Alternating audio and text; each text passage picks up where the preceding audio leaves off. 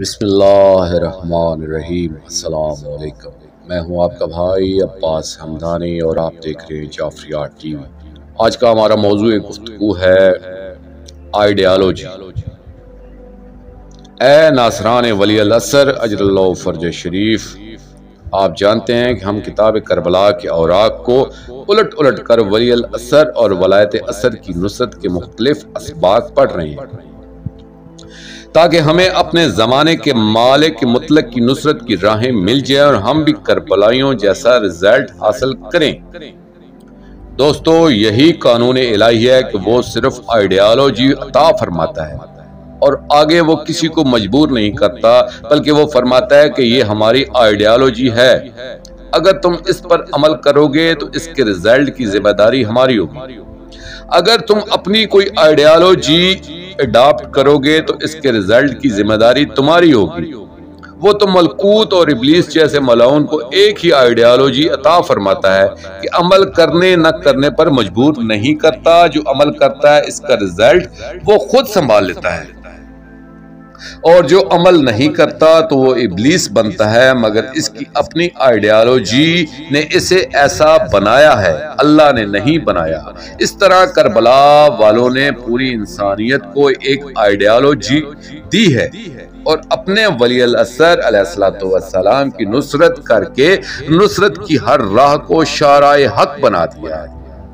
اگر کوئی ان راہوں پر چلتا ہے یا ان کی آئیڈیالوجی کو اپناتا ہے تو اس کا رزلٹ وہی ہوگا کہ جو کربلائیوں کو ملا ہے، یعنی دشمن کا کردار ادا کرے گا یا غیر جانبدار بننے کی کوشش کرے گا یا اجنبی بنے گا یا دوست جانسار بنے گا، تو یہ سب کردار کربلا میں موجود ہیں اور ان کے رزلٹ سب کے سامنے ہیں۔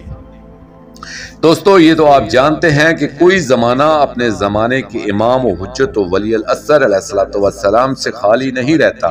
یہ بھی حقیقت ہے کہ ہر زمانے کے لوگوں پر اپنے اپنے زمانے کے امام کے حقوق عائد ہوتے ہیں اور ہر زمانے کے لوگوں کے اپنے ولی الاثر علیہ السلام کے حوالے سے کچھ فرائض ہوتے ہیں۔ دوستو، یہ بھی ایک حقیقت ہے کہ ہر ولی الاثر علیہ السلام کو نصرت کی ضرورت ہوتی ہے، جو دراصل ناصرین کو کچھ نہ کچھ عطا فرمانے کے لیے ہوتی ہے۔ جیسا کہ اللہ جل جلالہ نے کلام مقدس میں فرمایا ہے کہ تم میں سے کون ہے جو اللہ کی نصرت کرے، یعنی اللہ کا نصرت طلب کرنا بھی ناصرین کو اعزاز عطا فرمانے کے لیے ہے، ورنہ وہ تو پوری کائنات کا خالق ہے۔ اسے نصرت کی کیا ضرورت ہے؟ بعینہ اس کے جو نمائندے ہوتے ہیں وہ بھی ناصرین کو اعزاز عطا فرمانے کے لیے نصرت چاہتے ہیں۔